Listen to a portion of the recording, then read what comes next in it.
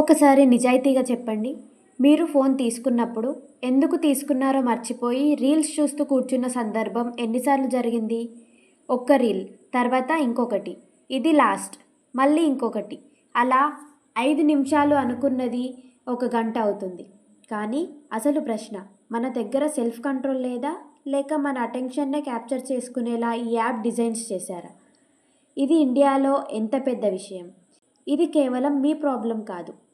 2025లో ఇండియాలో దాదాపు 1.02 billion internet users, సుమారు 750 మిలియన్ స్మార్ట్ ఫోన్స్ మరియు 500 మిలియన్ సోషల్ మీడియా యూజర్స్ ఉన్నారని రోటర్స్ నివేదించింది. అదే సమయంలో ఇండియన్స్ రోజుకు సగటున సుమారు 3.2 హవర్స్ సోషల్ మీడియా ప్లాట్ఫామ్స్పై గడుపుతున్నారని డేటా ఆధారంగా నివేదించింది. అంటే మన చేతిలో ఉన్న స్మార్ట్ ఫోన్ కేవలం కమ్యూనికేషన్ డివైస్ కాదు, ఇది మన అటెన్షన్కి గేట్వే అయిపోయింది.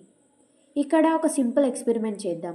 మీరు ఇన్స్టాగ్రామ్ లేదా యూట్యూబ్ షార్ట్స్ ఓపెన్ చేస్తారు. మొదటి వీడియో నచ్చకపోతే స్వైప్, రెండోది నచ్చకపోతే మళ్ళీ స్వైప్, మూడోది మళ్ళీ స్వైప్. కానీ ఒక వీడియో నచ్చితే మన బ్రెయిన్కి ఒక చిన్న రివార్డ్, తర్వాత వచ్చే వీడియో ఇంకా ఇంట్రెస్టింగ్గా ఉంటుందేమో అనే ఎక్స్పెక్టేషన్, అందుకే నెక్స్ట్ ఏముంటుంది అనే క్యూరియాసిటీ మనల్ని మళ్ళీ స్వైప్ చేయిస్తుంది. ఇది ఒక important distinction. Social media use it self is equal to addiction అని చెప్పలేం, కానీ కొన్ని సందర్భాల్లో మనుషులలో అన్కంట్రోల్డ్ హార్మ్ఫుల్ ప్యాటర్న్ డెవలప్ కావచ్చు. WHO యూరోప్ 2024 రిపోర్ట్లో 44 కంట్రీస్లో దాదాపు 2,80,000 మంది అడల్సెంట్స్ డేటాని పరిశీలించినప్పుడు 11% adolescents problematic social media behaviour signs చూపించారు. 2018లో ఇదే ఫిగర్ 7%గా ఉంది.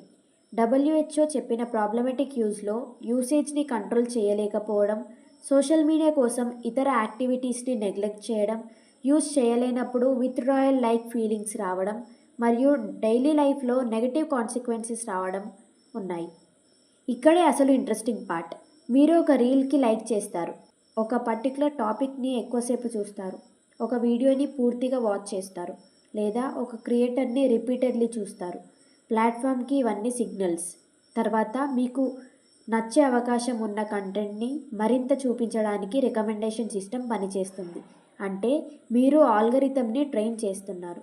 అదే సమయంలో ఆల్గరిథం కూడా మీ బిహేవియర్ని లెర్న్ చేస్తుంది.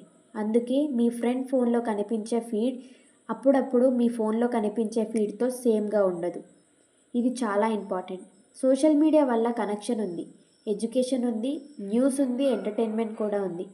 కొత్త స్కిల్స్ నేర్చుకునే అవకాశం ఉంది. కొత్త బిజినెస్, క్రియేటర్స్, కమ్యూనిటీస్కి ఆపర్చునిటీస్ ఉన్నాయి. అందుకే ప్రాబ్లమ్ని ఫోన్ చెడ్డది అని సింపుల్గా చెప్పడం సరైంది కాదు. 2024లో అడల్ట్స్ అండ్ సోషల్ మీడియా ఎక్స్పీరియన్సెస్పై జరిగిన ఒక థెమాటిక్ స్టడీ కూడా నెగటివ్ ఎక్స్పీరియన్సెస్తో పాటు connection, information seeking, positive experiences కూడా ఉన్నాయని చూపించింది. అంటే ఇంపాక్ట్ అందరికీ ఒకేలా ఉండదు. ఎంతసేపు ఫోన్ వాడుతున్నాం అనే ప్రశ్నలో మాత్రమే లేదు, ఎందుకు వాడుతున్నాం అనే ప్రశ్నలో ఉంది. మీరు ఒక స్పెసిఫిక్ పని కోసం ఫోన్ తీసుకున్నారు, కానీ 40 నిమిషాలు తర్వాత కూడా అదే ఫోన్లో ఉన్నారా? మీరు స్లీప్కి వెళ్ళాలి, కానీ ఇంకో రీల్ మాత్రమే అంటున్నారా? మీరు చదువుకోవాలి, కానీ ప్రతి 5 నిమిషాలకి ఫోన్ చెక్ చేస్తున్నారా? అప్పుడు ప్రాబ్లం టెక్నాలజీలో లేదు, మన బిహేవియర్ ప్యాటర్న్లో కూడా ఉండొచ్చు. ఇప్పుడు నెక్స్ట్ టైం మీరు ఫోన్ అన్లాక్ చేస్తున్నప్పుడు ఒక క్వశ్చన్ అడగండి. నేను ఫోన్ని ఎందుకు తీసుకున్నాను? మెసేజ్ కోసమా, వర్క్ కోసమా, ఇన్ఫర్మేషన్ కోసమా, లేక ఏం చేయాలో తెలియక? ఎందుకంటే మనం స్క్రోల్ చేస్తున్నది కేవలం వీడియోస్ కాదు, మన టైంని కూడా స్క్రోల్ చేస్తున్నాం. ఒక రీల్, మరో రీల్, మరో రీల్. కానీ మన లైఫ్ మాత్రం పౌజ్లో ఉండిపోకూడదు. మీకు కూడా నేను ఫోన్లో 5 నిమిషాలు మాత్రమే ఉంటాను అనుకున్నా, ఒక గంట అయిపోయింది అనే ఎక్స్పీరియన్స్ ఉంటే ఈ వీడియోని షేర్ చేయండి. ఇలాంటి data, science, real life stories కోసం సబ్స్క్రైబ్ చేయండి.